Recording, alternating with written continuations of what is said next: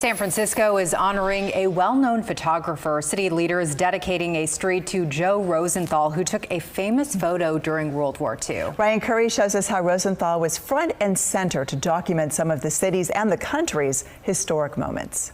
We see the photo and we see the history. U.S. troops planting the American flag at Iwo Jima, marking a critical point in what would soon be the end of World War II. But we don't talk about the man who took that photo. On Thursday, San Francisco etched his name in the heart of downtown. San Francisco's modern history is inextricably linked to World War II. The photographer is Joe Rosenthal. He took one of the most famous photos in U.S. history, and he also captured plenty of moments around San Francisco. An incredible eye, really part of the ethos of San Francisco.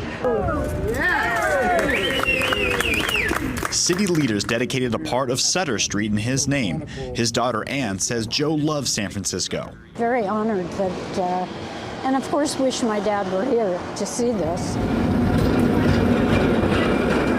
He gave up a life and career that he could have had in New York.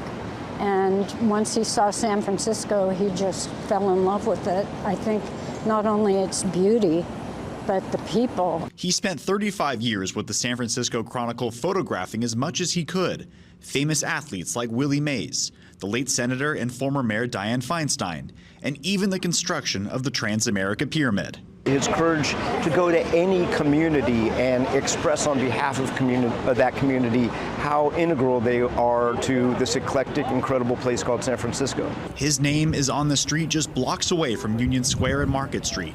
Everyone can look up and see the name of someone who documented the key moments of the 20th century. To have this block of San Francisco dedicated to his work and to him, it's the best.